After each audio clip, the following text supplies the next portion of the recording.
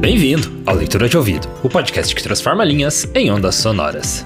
Eu sou o Lucas. Eu sou a Dayana. E o episódio de hoje é O País das Quimeras, de Machado de Assis. Num novo ano, abertura da 7ª temporada do Leitura de Ouvido, vamos falar sobre o selo com que Deus te distinguiu dos outros homens. Isso aí, e esse conto também é conhecido por outros nomes, né? No final a gente volta a falar sobre isso também. Boa leitura. O País das Quimeras. Conto fantástico, de Machado de Assis.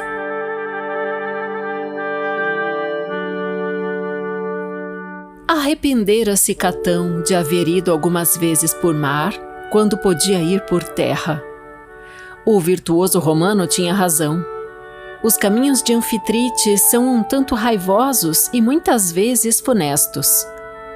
Os feitos marítimos dobram de valia por esta circunstância, e é também por estas circunstâncias que se esquivam de navegar as almas pacatas, ou, para falar mais decentemente, os espíritos prudentes e seguros.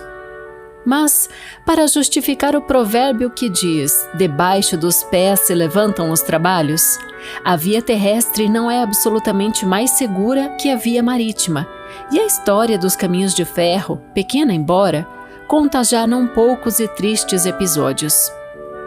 Absorto nestas e noutras reflexões estava o meu amigo Tito, poeta aos 20 anos, sem dinheiro e sem bigode, sentado à mesa carunchosa do trabalho, onde ardia silenciosamente uma vela. Tito não é nem alto nem baixo, o que equivale a dizer que é de estatura mediana, a qual estatura é aquela que se pode chamar francamente elegante, na minha opinião.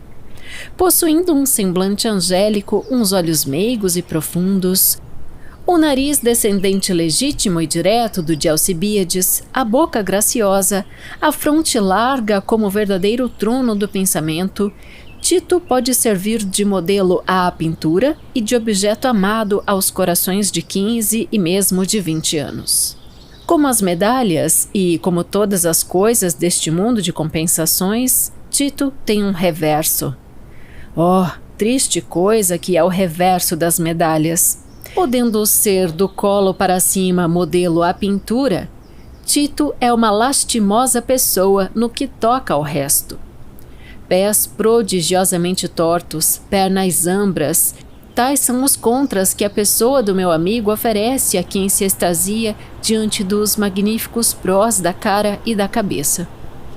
Parece que a natureza se dividira para dar ao Tito o que tinha de melhor e o que tinha de pior, e pô-lo na miserável e desconsoladora condição do pavão, que se enfeita e contempla radioso, mas cujo orgulho se abate e desfalece quando olha para as pernas e para os pés.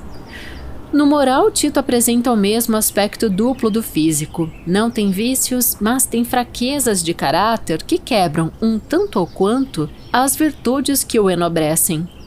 É bom e tem a virtude evangélica da caridade. Sabe, como o divino mestre, partir o pão da substância e dar de comer ao faminto, com um verdadeiro júbilo de consciência e de coração. Não consta, além disso, que jamais fizesse mal ao mais impertinente bicho ou ao mais insolente homem, duas coisas idênticas nos curtos dias da sua vida. Pelo contrário, conta-se que a sua piedade e bons instintos o levaram uma vez a ficar quase esmagado, procurando salvar da morte uma galga que dormia na rua e sobre a qual ia quase passando um carro. A galga, salva por Tito, afeiçoou-se-lhe tanto que nunca mais o deixou. À hora em que o vemos absorto em pensamentos vagos, está ela estendida sobre a mesa a contemplá-lo, grave e sisuda. Só há que censurar em Tito as fraquezas de caráter, e deve-se crer que elas são filhas mesmo das suas virtudes. Tito vendia outrora as produções da sua musa, não por meio de uma permuta legítima de livro e moeda, mas por um meio desonroso e nada digno de um filho de Apolo. As vendas que fazia eram absolutas, isto é, trocando por dinheiro seus versos, o poeta perdia o direito da paternidade sobre essas produções. Só tinha um freguês. Era um sujeito rico, maníaco pela fama de poeta, e que, sabendo da facilidade com que Tito rimava, apresentou-se um dia no modesto albergue do poeta e entabulou a negociação por estes termos: "Meu caro, venho propor-lhe um negócio da China." "Pode falar", respondeu Tito. "Ouvi dizer que você fazia versos, é verdade?" Tito conteve-se a custo diante da familiaridade do tratamento e respondeu: "É verdade." "Muito bem, proponho-lhe o seguinte: compro-lhe por bom preço todos os seus versos. Não os feitos, mas os que fizer de hoje em diante, com a condição de que os hei de dar à estampa como obra da minha lavra. Não ponho outras condições ao negócio. Advirto-lhe, porém, que prefiro as odes e as poesias de sentimento. Quer?" Quando o sujeito acabou de falar, Tito levantou-se e com um gesto mandou-o sair. O sujeito pressentiu que, se não saísse logo, as coisas poderiam acabar mal. Preferiu tomar o caminho da porta, dizendo entre dente: "Hás de procurar-me, deixe estar." O meu poeta esqueceu no dia seguinte a aventura da véspera, mas os dias passaram-se e as necessidades urgentes apresentaram-se à porta com o olhar suplicante e as mãos ameaçadoras. Ele não tinha recursos. Depois de uma noite atribulada, lembrou-se do sujeito e tratou de procurá-lo. Disse-lhe quem era e que estava disposto a aceitar o negócio. O sujeito, rindo-se com um riso diabólico, fez o primeiro adiantamento sob a condição de que o poeta lhe levaria no dia seguinte uma ode aos polacos. Tito passou a noite a regimentar palavras sem ideia, tal era o seu estado, e no dia seguinte levou a obra ao freguês, que a achou boa e dignou-se apertar-lhe a mão. Tal é a face moral de Tito. A virtude de ser pagador em dia levava-o a mercar com os dons de Deus. E ainda assim vemos nós que ele resistiu e só foi vencido quando se achou com a corda no pescoço. A mesa a qual Tito estava encostado era um traste velho e de lavor antigo. Herdara de uma tia que lhe havia morrido fazia 10 anos. Um tinteiro de osso, uma pena de ave, algum papel. Eis os instrumentos de trabalho de Tito. 2 cadeiras e uma cama completavam a sua mobília. Já falei na vela e na galga. A hora em que Tito se engolfava em reflexões e fantasias era noite alta. A chuva caía com violência e os relâmpagos que de instante em instante rompiam o céu deixavam ver o horizonte pejado de nuvens negras e túmidas. Tito nada via, porque estava com a cabeça encostada nos braços e estes sobre a mesa, e é provável que não ouvisse porque se entretinha em refletir nos perigos que oferecem os diferentes modos de viajar. Mas qual o motivo destes pensamentos em que se engolfava o poeta? É isso que eu vou explicar à legítima curiosidade dos leitores. Tito, como todos os homens de 20 anos, poetas e não poetas, sentia-se afetado da doença do amor. Uns olhos pretos, um porte senhoril, uma visão, uma criatura celestial. Qualquer coisa por este teor havia influído por tal modo no coração de Tito que o pusera, pode-se dizer, à beira da sepultura. O amor em Tito começou por uma febre. Esteve 3 dias de cama e foi curado da febre e não do amor, por uma velha da vizinhança que conhecia o segredo das plantas virtuosas e que pôs o meu poeta de pé, com o que adquiriu mais um título à reputação de feiticeira que os seus milagrosos curativos lhe haviam granjeado. Passado o período agudo da doença, ficou-lhe este resto de amor, que apesar da calma e da placidez, nada perde da sua intensidade. Tito estava ardentemente apaixonado e desde então começou a defraudar o freguês das odes, subtraindo-lhe algumas estrofes inflamadas que dedicava ao objeto dos seus íntimos pensamentos, tal qual como aquele senhor Dauphin, dos amores leais e pudicos, com quem se pareceu, não na sensaboria dos versos, mas no infortúnio amoroso. O amor contrariado, quando não leva a um desdém sublime da parte do coração, leva à tragédia ou à asneira. Era nesta alternativa que se debatia o espírito do meu poeta. Depois de haver gasto em vão o latim das musas, aventurou uma declaração oral à dama dos seus pensamentos.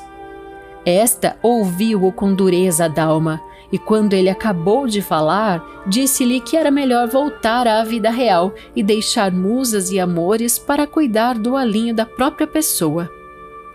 Não presuma o leitor que a dama de quem lhe falo tinha a vida tão desenvolta como a língua. Era, pelo contrário, um modelo da mais seráfica pureza e do mais perfeito recato de costumes. Recebera a educação austera de seu pai, antigo capitão de milícias, homem de incrível boa-fé, que neste século desabusado ainda acreditava em duas coisas: nos programas políticos e nas cebolas do Egito. Desenganado de uma vez nas suas pretensões, Tito não teve força de ânimo para varrer da memória a filha do militar.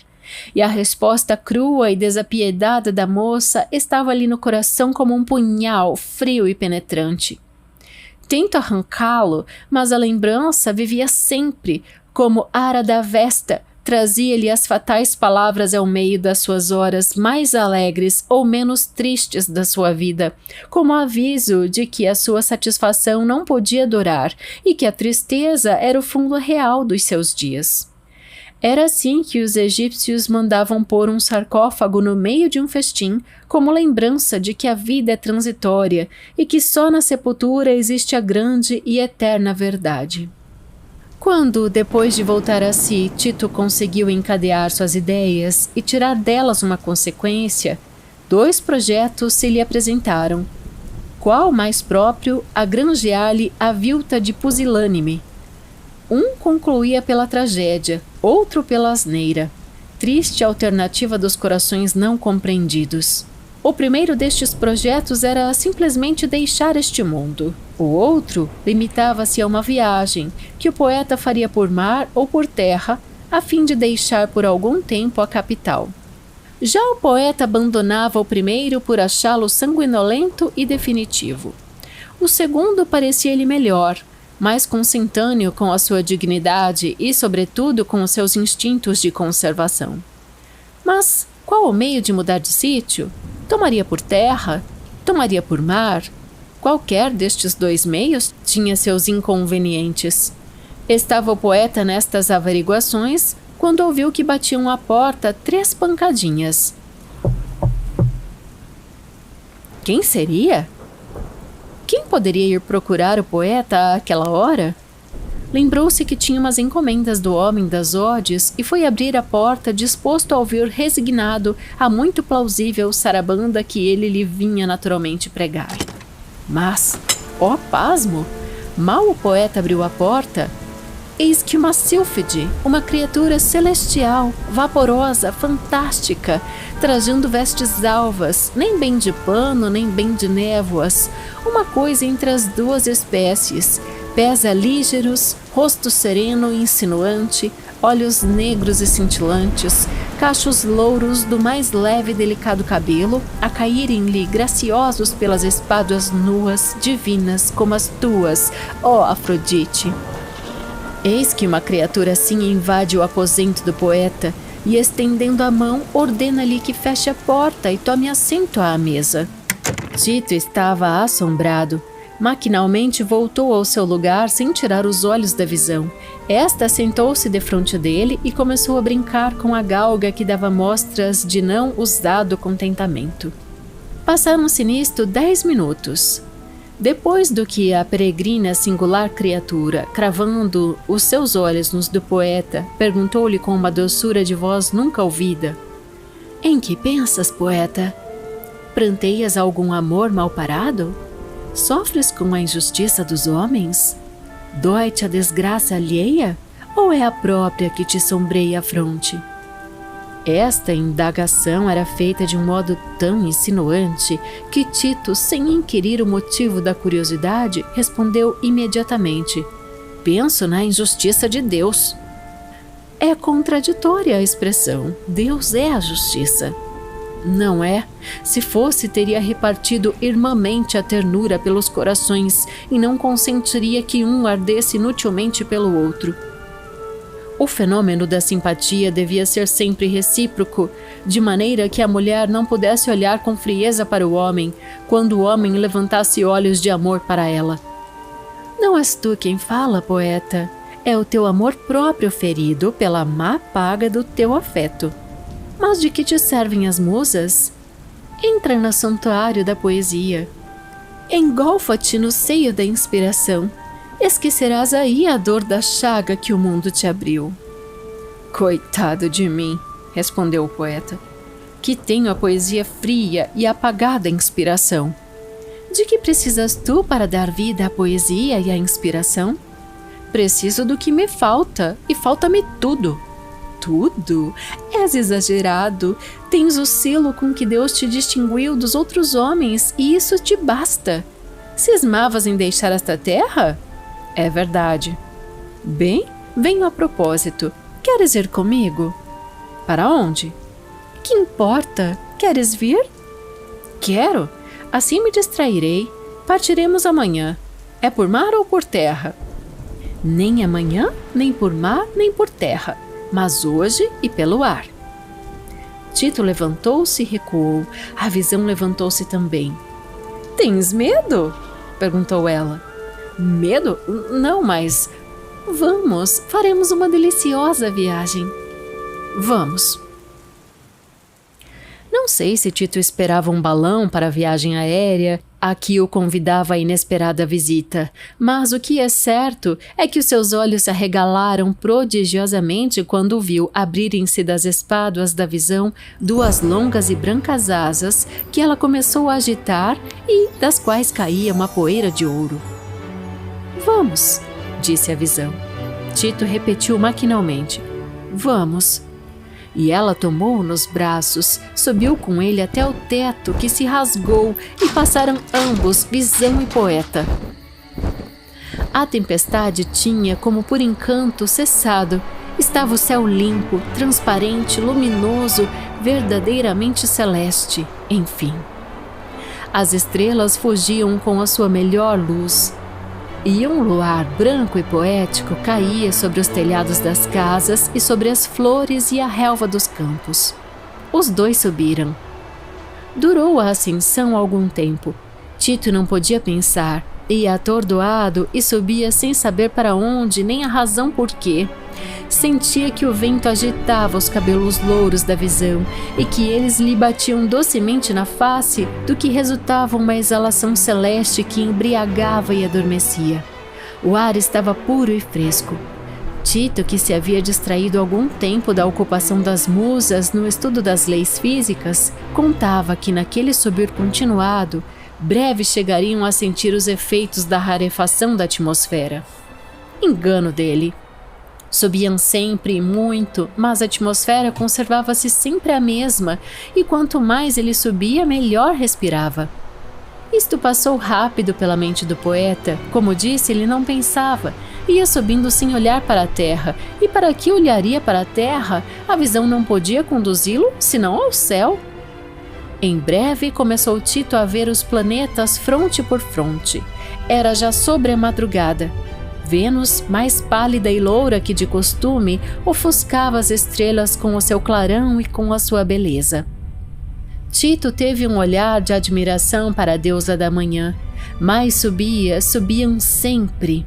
Os planetas passavam à ilharga do poeta, como se fossem corcéis desenfreados.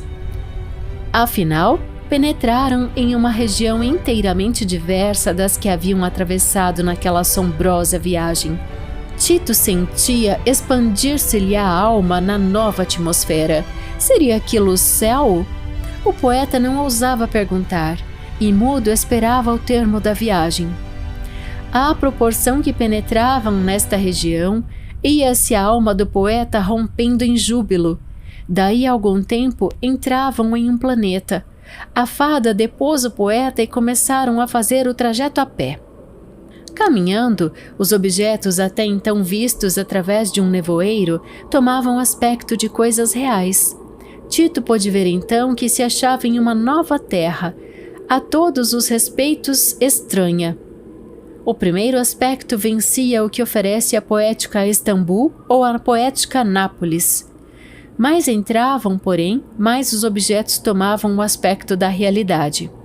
Assim chegaram à grande praça onde estavam construídos os reais passos.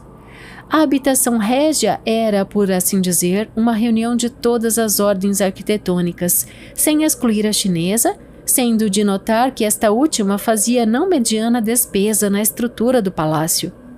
Tito quis sair da ânsia em que estava por saber em que país acabava de entrar e aventurou uma pergunta à sua companheira. "Estamos no país das quimeras", respondeu ela. "No país das quimeras?" "Das quimeras. País para onde viaja 3/4 partes do gênero humano, mas que não se acha consignado nas tábuas da ciência." Tito contentou-se com a explicação, mas refletiu sobre o caso. Por que motivo iria parar ali? A que era levado? Estava nisto quando a fada o advertiu de que eram chegados à porta do palácio. No vestíbulo havia uns 20 ou 30 soldados que fumavam em grosso cachimbo de escuma do mar e que se embriagavam com outros tantos padixás na contemplação dos novelos de fumo azul e branco que lhes aziam da boca. À entrada dos dois houve continência militar. Subiram pela grande escadaria e foram ter aos andares superiores. "Vamos falar aos soberanos", disse a companheira do poeta. Atravessaram muitas salas e galerias. Todas as paredes, como no poema de Diniz, eram forradas de papel prateado e lantejoula. Afinal, penetraram na grande sala. O gênio dos bagatelas, de que fala Eupino, estava sentado em um trono de casquinha, tendo de ornamento 2 pavões, um de cada lado. O próprio soberano tinha por coifa um pavão vivo, atado pelos pés a uma espécie de solidéu, maior que o dos nossos padres, a qual por sua vez ficava firme na cabeça por meio de 2 largas fitas amarelas, que vinham atar-se debaixo dos reais queixos. Coifa idêntica adornava a cabeça dos gênios da corte, que correspondem aos viscondes deste mundo e que cercavam o trono do brilhante rei. Todos aqueles pavões, de minuto a minuto, armavam-se, apavoneavam-se e davam os guinchos do costume. Quando Tito entrou na grande sala pela mão da visão, houve um murmúrio entre os fidalgos quiméricos.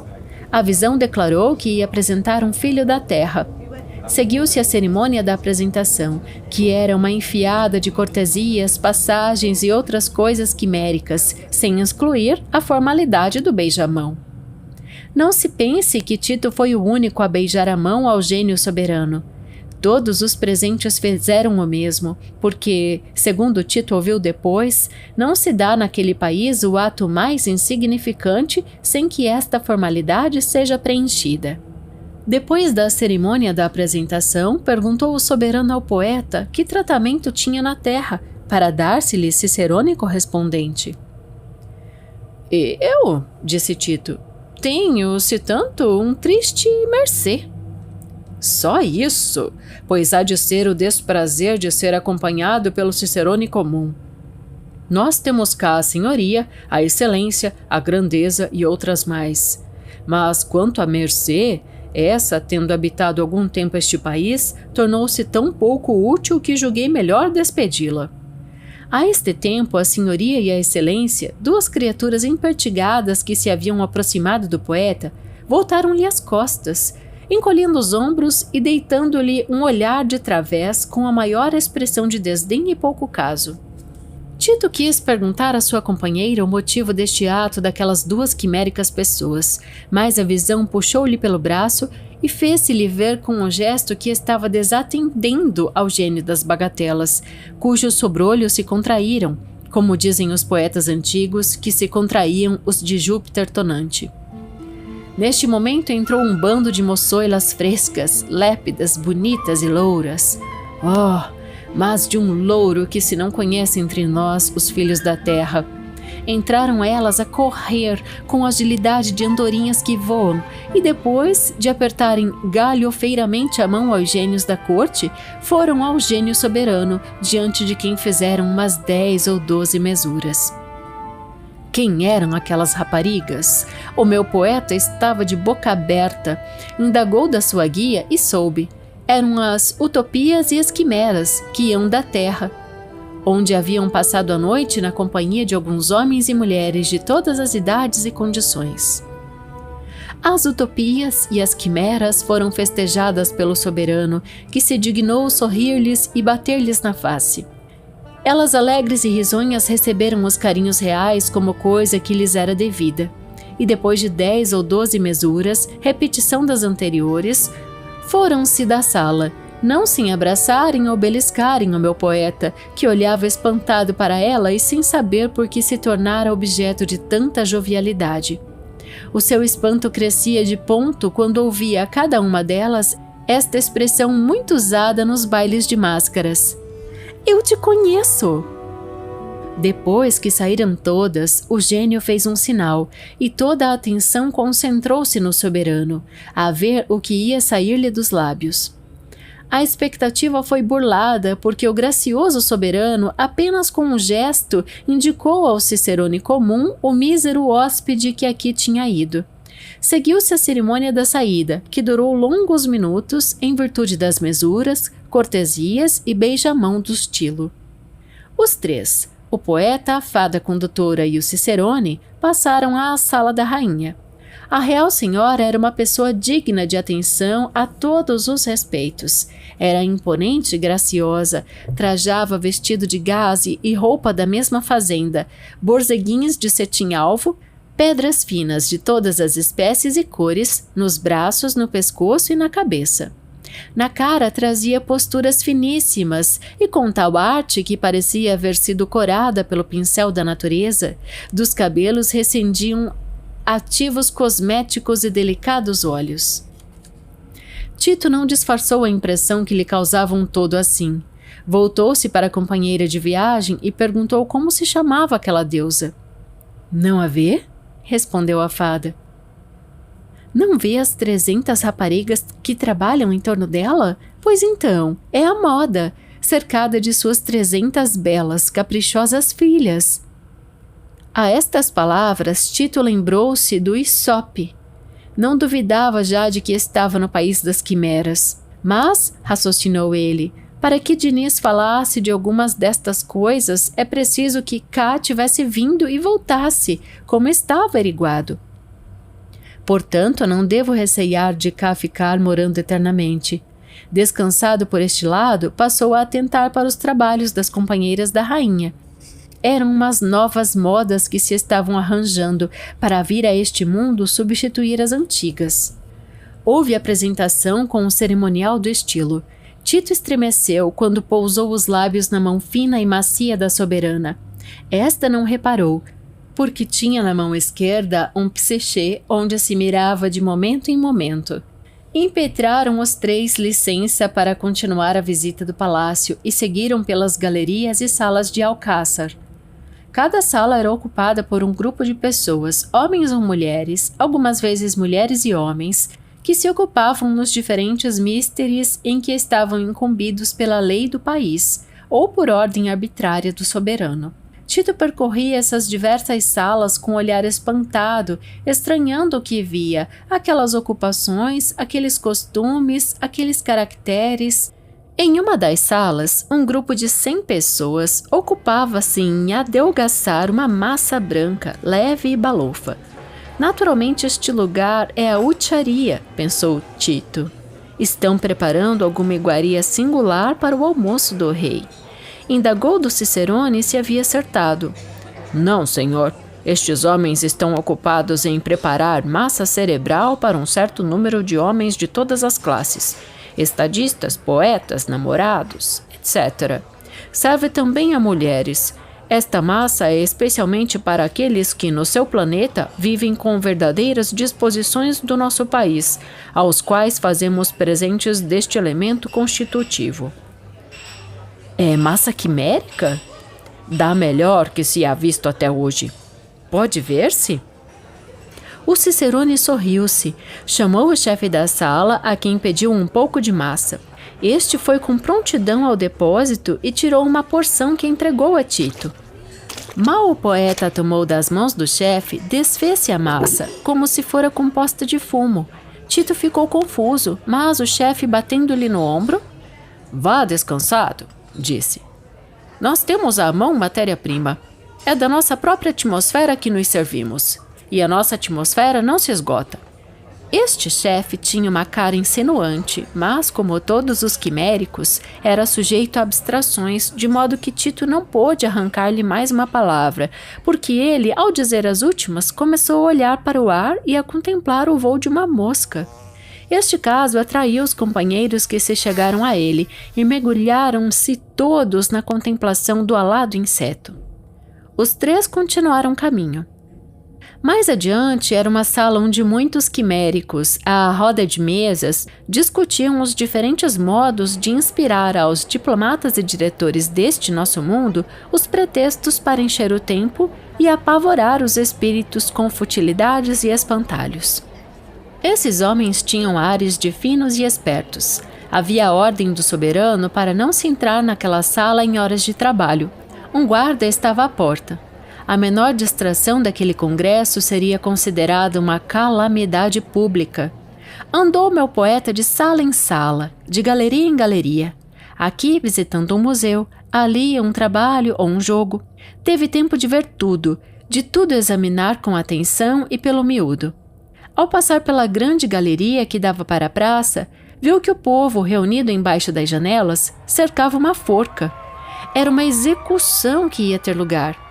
"Crime de morte?" perguntou Tito, que tinha a nossa legislação na cabeça. "Não", responderam-lhe, "crime de lesa cortesia."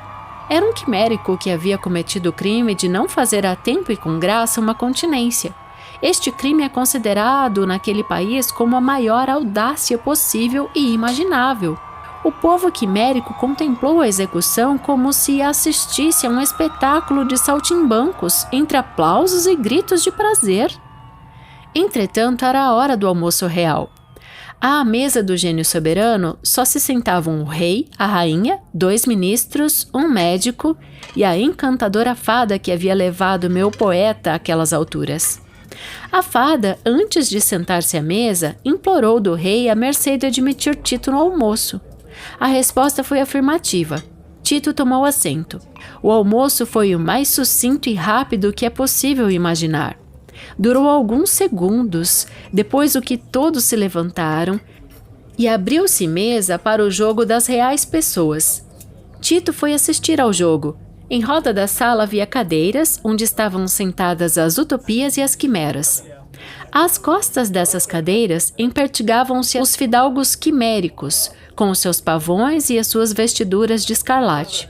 Tito aproveitou a ocasião para saber como é que o conheciam aquelas assanhadas raparigas.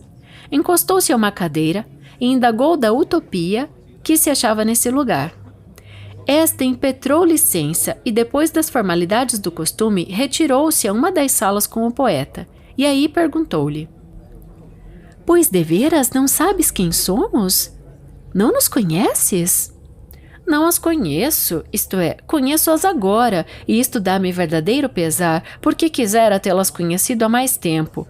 "Oh, sempre poeta!" "É que deveras são de uma gentileza sem rival. Mas onde é que me viram?" "Em tua própria casa." "Oh! Não te lembras? À noite, cansado das lutas do dia, recolhes-te ao aposento, e aí, abrindo velas ao pensamento, deixas-te ir com um mar sereno e calmo. Nessa viagem, acompanham-te algumas raparigas. Somos nós, as utopias, nós, as quimeras." Tito compreendeu afinal uma coisa que se lhe estava a dizer havia tanto tempo. Sorriu-se e, cravando os seus belos e namorados olhos nos da utopia que tinha diante de si, disse: "Ah, sois vós, é verdade, consoladora companhia que me distrai de todas as misérias e pesares. É no seio de vós que eu enxugo as minhas lágrimas, ainda bem. Conforta-me ver-vos a todas de face e embaixo, de forma palpável." "E queres saber?" tornou a utopia. Quem nos leva a todas para a tua companhia? Olha, vê! O poeta voltou a cabeça e viu a peregrina visão, sua companheira de viagem. Ah, é ela! Disse o poeta. É verdade, é a loura fantasia, a companheira desvelada dos que pensam e dos que sentem. A fantasia e a utopia entrelaçaram-se as mãos e olhavam para Tito. Este, como que enlevado, olhava para ambas. Durou isto alguns segundos. O poeta quis fazer algumas perguntas, mas quando ia falar, reparou que as duas se haviam tornado mais delgadas e vaporosas. Articulou alguma coisa, porém, vendo que elas iam ficando cada vez mais transparentes e distinguindo-lhes já pouco as feições, soltou estas palavras. Então, o que é isto? Por que se desfazem assim? Mais e mais as sombras desapareciam. O poeta correu à sala do jogo. Espetáculo idêntico o esperava. Ora pavoroso, todas as figuras se desfaziam como se fossem feitas de névoa. Atônito e palpitante, Tito percorreu algumas galerias e afinal saiu à praça. Todos os objetos estavam sofrendo a mesma transformação. Dentro de pouco, Tito sentiu que lhe faltava apoio aos pés e viu que estava solto no espaço. Nesta situação, soltou um grito de dor, fechou os olhos e deixou-se ir como se tivesse de encontrar por termo de viagem a morte. Era, na verdade, o mais provável. Passados alguns segundos, Tito abriu os olhos e viu que caía perpendicularmente sobre um ponto negro que lhe parecia do tamanho de um ovo. O corpo rasgava como um raio o espaço. O ponto negro cresceu, cresceu e cresceu até fazer-se do tamanho de uma esfera. A queda do poeta tinha alguma coisa de diabólica. Ele soltava de vez em quando um gemido. O ar, batendo-lhe nos olhos, obrigava-o a fechá-los de instante a instante. Afinal, o ponto negro que havia crescido continuava a crescer, até aparecer ao poeta com o aspecto da terra. É a terra! Disse Tito consigo. Creio que não haverá expressão humana para mostrar a alegria que sentiu aquela alma perdida no espaço quando reconheceu que se aproximava do planeta natal. Curta foi a alegria. Tito pensou e pensou bem que naquela velocidade, quando tocasse em terra, seria para nunca mais levantar. Teve um calafrio, viu a morte diante de si e encomendou a alma a Deus. Assim foi, ou antes veio, até que, milagre dos milagres!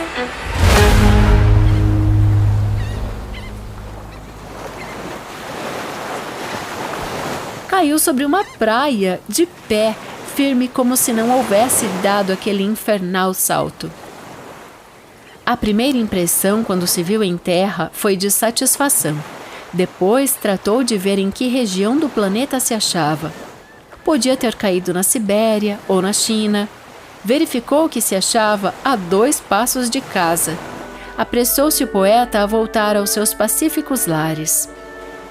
A vela estava gasta. A galga, estendida sobre a mesa, tinha os olhos fitos na porta. Tito entrou e atirou-se sobre a cama, onde adormeceu, refletindo no que lhe acabara de acontecer. Desde então, Tito possui um olhar de lince e diz à primeira vista se um homem traz na cabeça miolos ou massa quimérica. Devo declarar que poucos encontra que não façam provisão desta última espécie. Diz ele, e tenho razões para crer, que eu entro no número das pouquíssimas exceções. Em que pese aos meus desafeiçoados, não posso retirar a minha confiança de um homem que acaba de fazer tão pasmosa viagem e que pôde olhar de face o trono cintilante do rei das bagatelas.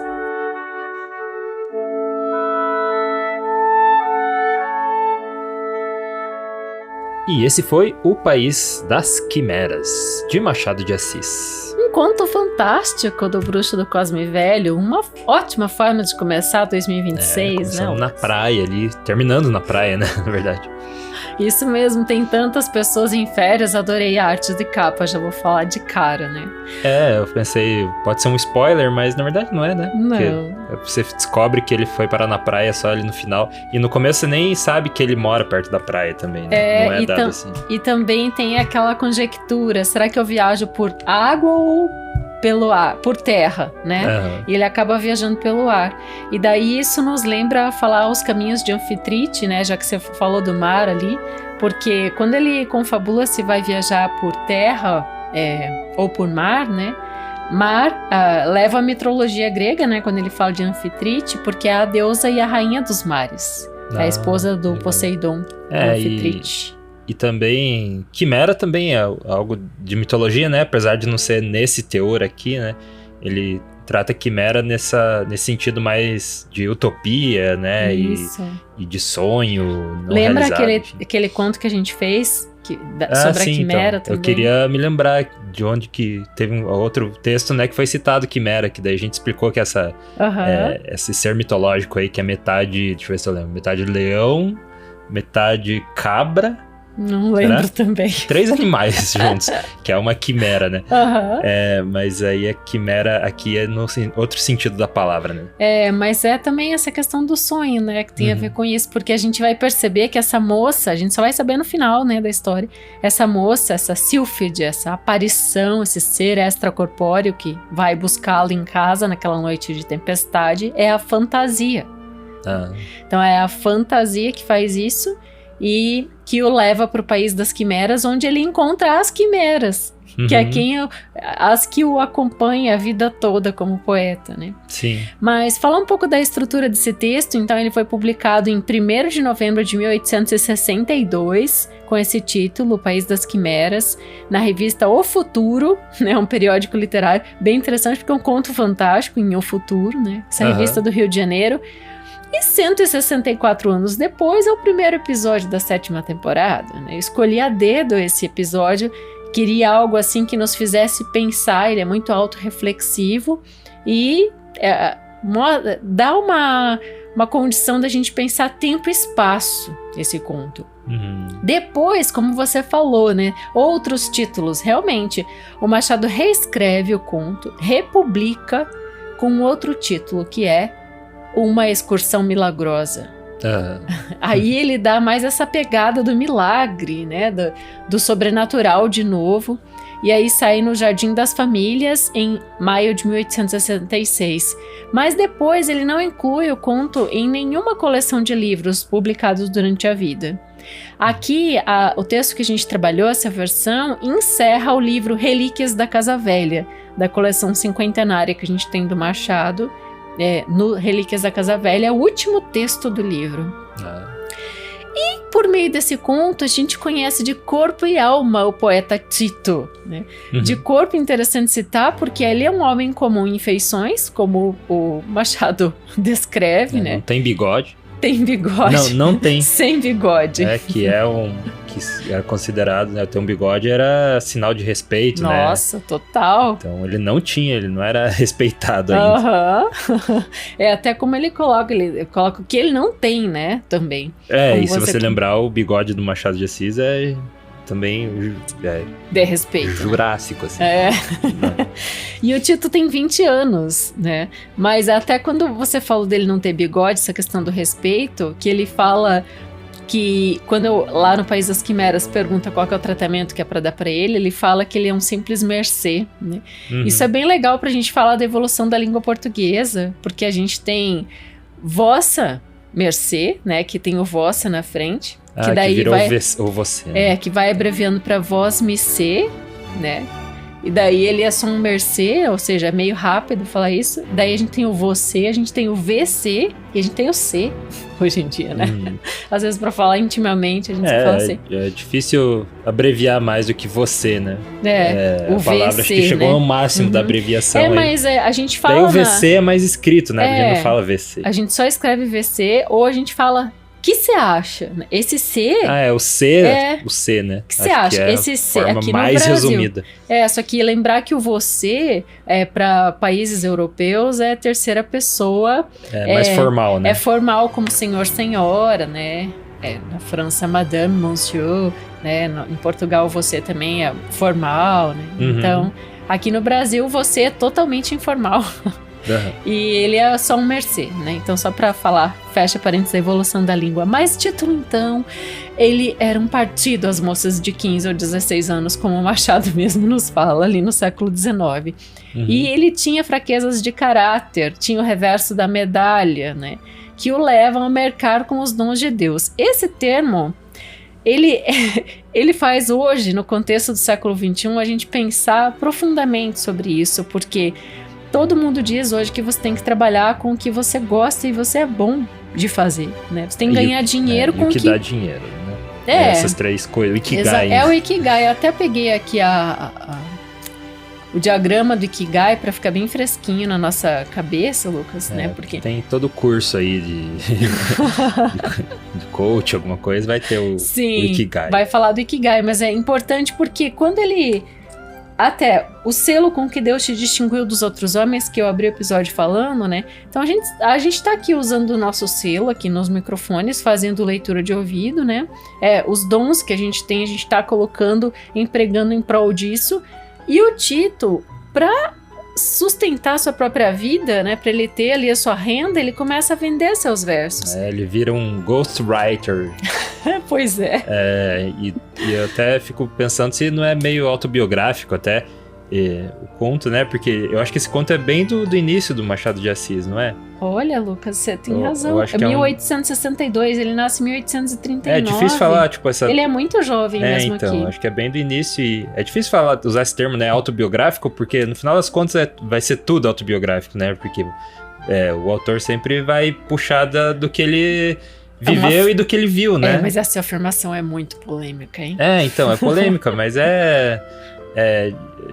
Ele ficciona a partir do que ele entende do mundo. Não tem como escrever sem ter vivido nada, mas é que né? Pra ser autobiográfico tem que ter uma série de características, né? Que no caso... Então, não é essa autobiográfico literalmente falando, né? Nessa acepção mas que você tá falando. Ele nesse mundo, inserido nesse mundo da escrita, ou talvez até tentando se levantar nesse mundo que a gente comentou, já que ele fazia traduções, né? Bem no início da carreira, traduziu vários textos, inclusive... Não só no início, né? Mas ficou a primeira Corvo, publicação. Que a gente já trouxe a tradução dele, do Edgar Allan Poe, ele traduziu. Vitor Hugo ele já traduziu. Então, talvez seja pegando um pouco da vida dele também. E esse autor aí sendo... Primeiro negando, né? Não querendo... Não vou escrever, porque o cara queria que levasse o título pra ele, né? A escrita do outro, mas o nome do Tito jamais apareceria. Então, daí primeiro ele negou, mas depois as contas começaram a chegar e daí ele aceitou, né? E começou a fazer o trabalho. Então, a gente tem que reencaixar essa expressão marcar com os dons de Deus hoje. Porque todo mundo fala aí que a gente tem que realmente ganhar dinheiro com o que a gente tem talento, né? Com o que a gente gosta de fazer. E que o mundo tá precisando. É difícil encontrar essa tríade aí. É bem difícil. Acho que a grande maioria das pessoas passa a vida não encontrando, né? Porque é uma harmonia difícil de fechar. E sempre vai estar balanceado para um dos lados, né? Um pouquinho. Por mais que você encontre esses três aí, sempre vai ter um lado que vai ser mais pesado aí. Bom, e é normal. O balance Mas aí, você falou de harmonia, lembra outro termo, além do Ikigai, outro termo oriental que eu gosto muito, que é o Nagomi, que é a harmonia por excelência. Até fica a dica aí pra você começar o ano estudando Nagomi, é muito legal, vai abrir sua cabeça pra várias coisas. Legal. Mas aí, um dia, Tito cai com a doença do amor, resolve viajar ou morrer. Essa parte bem dramática, né? Bem determinista, né? Bem jovem. Pensamento jovem. E daí ele recebe a visita extraordinária dessa bela mulher. Uma sílfide com asas, com poeira de ouro. Quando ela abre as asas, vamos falar, né? A produção tá demais, né? Leva você a voar junto com eles, né? E Tito faz essa viagem inimaginável e aterrissa no país das quimeras. Só que daí... Em outro planeta, né? Outro planeta, inclusive. Porque ele vê os planetas lá do alto, né? E não se tem essa dificuldade de ar, né? Tudo isso, tudo, como é fantástico o conto, tá tudo resolvido muito rapidamente. Né? Mas lá, quando ele começa a receber inúmeras revelações, você vai percebendo que o país é muito cerimonioso. Primeiro, tem rei e rainha. A rainha é a moda, né? Tem as cerimônias de beijamão, de mesuras e de cortesias. E tem o enforcamento por um crime de lesa cortesia. Não faltou cortesia. E não é só isso, tem continência militar também quando eles estão passando. Então, o Machado vai mostrando pra gente que, mesmo no país da fantasia, com as quimeras e as utopias, existem convenções que não podem ser rompidas, né? Sob pena de algo.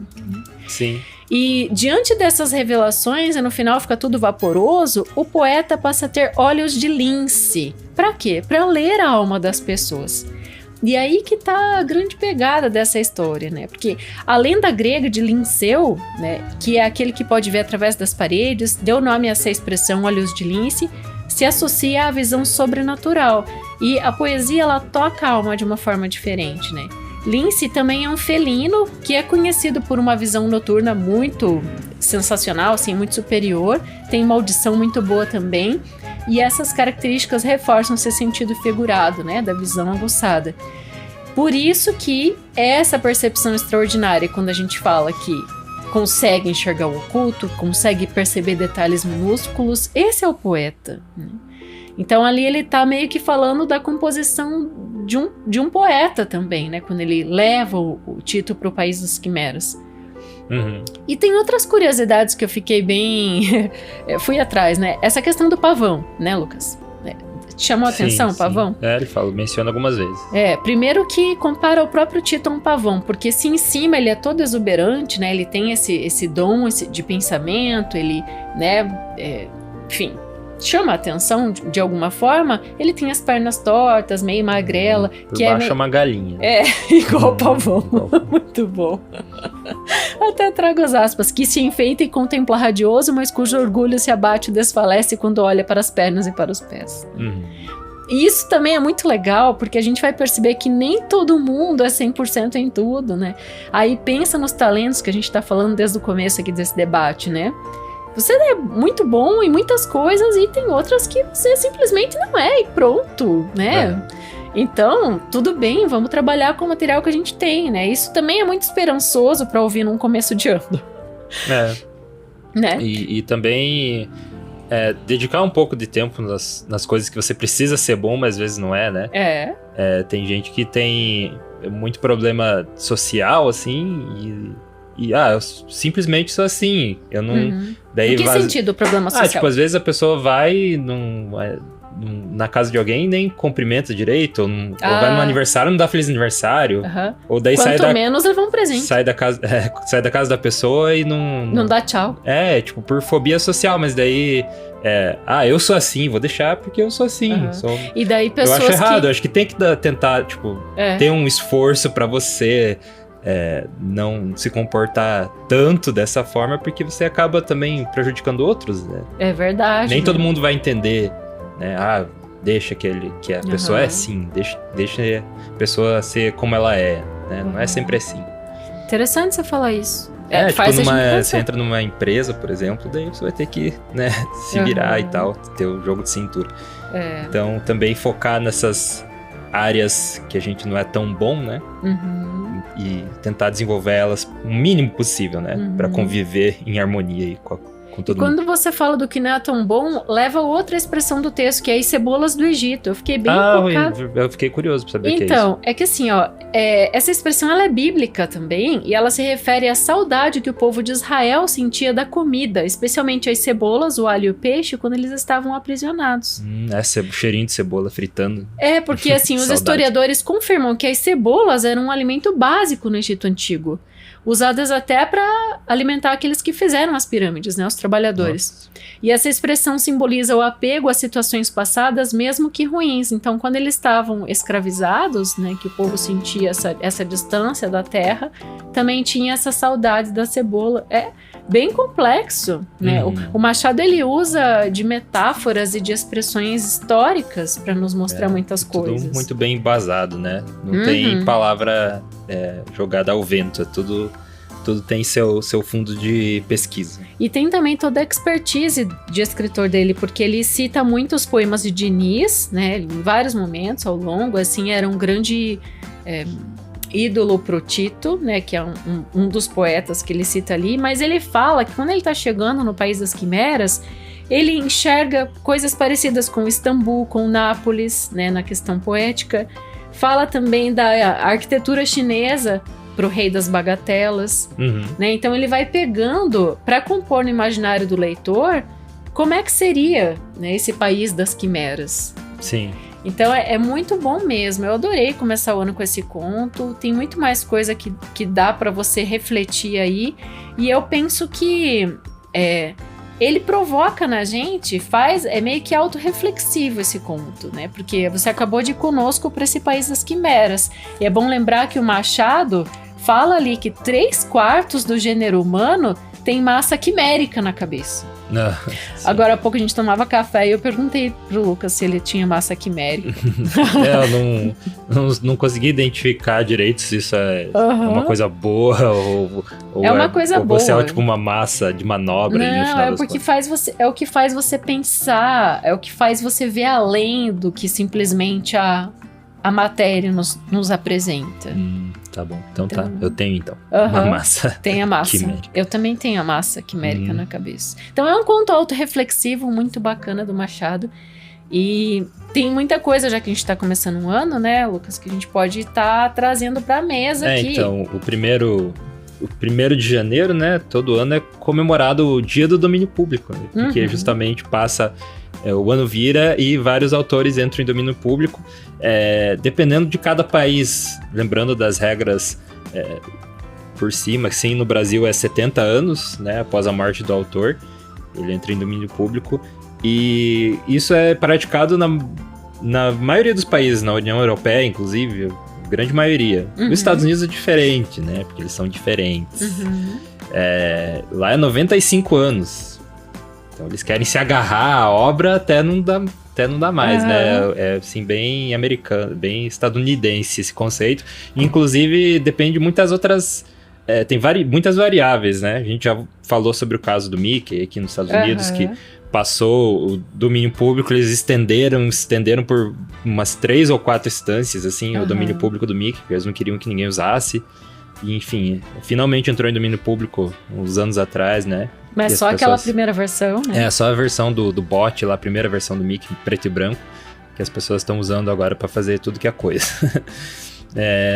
Mas no Brasil, né, 70 anos depois da morte do autor, e os autores aqui, pelo menos segundo o site revistaforum.com.br, a nossa fonte aqui, que entraram em domínio público nesse ano, a partir desse dia 1º de janeiro, o Thomas Mann, que é um escritor... Da Montanha Mágica. Isso, um escritor alemão, também do Dr. Fausto. Eu conhecia por esse Dr. Fausto.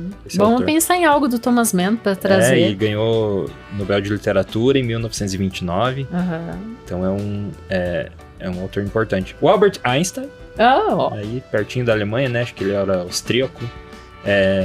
Também entrou em domínio público. Provavelmente não vão fazer nada dele aqui no podcast. Não sei, vai saber. Mas é bom saber. Vai saber se ele não tem um conto, né? Um poema. O outro é o Fernand Lager. Essa pronúncia é francesa. Será que eu falei certo? Fernand Lager. Mas ele é um pintor, né? Então provavelmente não vai estar aqui no podcast. A Carmen Miranda. Brasileira. Entrou em cantora, dançarina brasileira. Entrou em domínio público também. Dale Carnegie. É o autor daquele best-seller, né? Que todo mundo que tem cursos. Que tem nos cursos. Como fazer amigos, influenciar pessoas. Influenciar pessoas. Todo mundo tem o tio que tem na estante de livro, esse livro aí, lá. Todo mundo conhece uma pessoa que tem esse livro em casa. Eu li na adolescência, foi importante pra mim na época. Então, Esse momento que você fica fechado entre as paredes do quarto. É estranho ver um livro, assim, entre aspas, de autoajuda, né? Entrando no domínio público. Parece um conceito novo, né? Autoajuda. É que ele entrou em domínio público, né? Então, consequentemente, as produções dele. É verdade. Às vezes ele fez o livro na metade da vida dele, né? Não sei qual idade. Mas como ele nasceu... Não, mas é depois da morte do autor. Né? Então, da morte do autor. Então, 70 anos da morte desses autores. Os que morreram em 1955. Então é antigo mesmo, verdade. Daí tem o James Addy, vamos falar assim, James Addy, porque 2 Es. É um escritor, jornalista estadunidense, e também ele é conhecido pela obra com fotografias de Walker Evans. Então ele e tem também ele contribuiu com o filme O Mensageiro do Diabo. Então, um escritor estadunidense. E também o Wallace Stevens, também americano, e tá entrando em domínio público, ganhador do prêmio Pulitzer, né, que é o prêmio famoso de jornalismo, e prêmio de poesia do National Book Award. Que legal. Tem muitos outros nomes, né? Esses são os mais bambambãs, mas você pode conhecer, de repente, até autores aí do seu estado, né? Se você é brasileiro, pode estar passando pra gente algumas dicas de domínio público, de autores que você curta, que, de repente, pode estar virando produções aí nesse ano. Legal. Olha só, a Betty Boop, lembra aquele desenho animado que muita gente tem tatuagem, se arrependeu depois de ter feito? Se arrependeu depois. Que ela tem cara daquela tatuagem. Mas é legal, né? Aquele cartoon bem antigo, ela entrou em domínio público também. E o Pluto também. Olha aí. Informações legais. Caiu em domínio público. Então agora o amigo do Mickey também já entrou. Nesse 1º de janeiro. Dá de fazer... Já dá novas ideias aí, já. Dá de fazer novas obras. Então a gente vai, esse ano, provavelmente trazer, né, alguns autores que recém entraram em domínio público, estão frescos aí, que a gente pode fazer aqui no podcast, porque, lembrando, a gente faz a maioria dos textos em domínio público, né? Eu digo hoje a maioria porque a gente tá fazendo parcerias que estão fazendo algumas obras contemporâneas. A gente tá tendo essa oportunidade. Ainda mais esse dos episódios comissionados. Ainda mais em 2025 a gente fez vários episódios assim. Então... mas a grande maioria ainda são domínio público, né? Em essência, o nosso trabalho é domínio público, contos e poemas em domínio público, né? Isso aí. Só que rolou, assim, uma puxada de freio de mão dos apoiadores, Lucas. Uma queda drástica. Aí, então. De 55 para 47 pessoas. Nossa, ali. Nas férias as pessoas consomem mais e apoiam menos. Então, fica a dica para você entrar como apoiador aqui do podcast. Os nossos apoiadores ganham muitos... Não é prêmios, nome, é recompensas legais. Uma delas é entrar nos créditos finais do podcast, todo episódio. Receber o estudo aprofundado também toda semana, junto com a arte de capa e uma mensagem personalizada nossa. E também participar do Clube Leitura de Ouvido, que é o clube de leitura aqui exclusivo para os apoiadores do podcast. Acontece também mensalmente, eles recebem tudo prontinho para estudar, ler e saber mais sobre a obra, e daí chegar no dia do clube e discutir sobre, né, acrescentar. Os apoiadores, eles trazem muitas coisas que muitas vezes a gente não chega até essas informações, e os nossos apoiadores, com a visão deles, trazem coisas novas para as obras, né? Então, que é muito legal. E a gente entra juntos numa sala, debate, conversa, rola muita troca, é super interessante. Isso, então para apoiar é em apoia.se/leitura de ouvido, ou pela chave Pix, leituradeouvido@gmail.com. O próximo clube é dia 22 de janeiro. No início da próxima semana, vou enviar o e-mail com todo o material e, enfim, todo o estudo que tem que ser feito para o nosso encontro. Isso aí, massa. E Anton Chekhov. Anton Chekhov, muito bom. Lembrando que R$20 ou mais para entrar no Clube Leitura de Ouvido, né? R$20 ou mais mensais. Menos que isso, você entra como apoiador, só não recebe a recompensa do clube, né? Então vamos para os nossos apoiadores, que são eles: Adriano Senic Padilha, Agnaldo Ângelo Silveira Rebouças, Alberto Piri, Amanda Bertassi Brandão, Ancli Lima, Ana Carolina Vieira Ferreira Araújo, Ana Cláudia Seguri Lopes, Antony Cruz, Alete Alves Machado Rodrigues, Augusto Marques Ramos, Bruna Fontes Coutinho, Bruno Guedes com o Grupo Danco, Cláudia Lubi, Cristiana Castanho Ferraz, Eduarda Quartim, Eduardo Vinícius Ferreira, Elaine Vieira Ferreira, Evandro Benck, Felipe Cronato, Flávia Meira Marques, Flávio Pereira Ribeiro, Franciele Vieira, Gilene Barreto, Heloísa Mendonça, Jaqueline Conte, João Ildeu de Araújo, Jorge Machado, Juliana Dúlios, Lina Soares, Lucas Pereira da Silva, Lucas Vieira, Luciana Botelho Pacheco, Luiz Fernando Garcia, Mike Santos Araújo, Márcio Oliveira Salgues de Vasconcelos, Marco Aurélio Marques de Queiroz, Marilu Lourenço Rosas, Matheus Trim, Matheus Simon Brum, Mônica Tocarnia, Olivia Veronese, Paulo José Pereira de Rezende, Pedro Coimbra Machado Cibusca Valente, Sandra Cavalcante, Silvana Silva, Tassiane Bosch Ledesma e Zenilda Ribeiro da Silva. Obrigado aí, apoiadores do Leitura de Ouvido. Mais uma vez, em apoia.se/leitura de ouvido ou pela chave Pix, leituradeouvido@gmail.com. Lembrando que os apoios é ainda a forma principal de financiar aqui o podcast. A gente teve algumas parcerias esse ano, né? Mas... O ano que passou. Esse ano não. Nossa, isso começa a ser um problema, né? Em 2025, quis dizer, a gente teve algumas parcerias, mas de longe os apoios é ainda a fonte principal de financiamento do podcast, então é bem importante o seu apoio. Entra lá e faz a sua parte, porque o conteúdo é de graça aqui, né? E a gente quer muito continuar fazendo esse trabalho, então vem com a gente. E a gente vê na próxima leitura. Direção e narração, Dayana Pasquim. Edição, artes de capa e trilha sonora de abertura, de Lucas Piasecki. Produção, Roca Studios. Avalie no Spotify e na Apple Podcasts. Siga para não perder os próximos episódios. Inscreva-se em youtube.com/leitura de ouvido. Siga no Instagram Leitura de Ouvido. Fale com a gente no leituradeouvido@gmail.com. E a gente te vê na próxima leitura.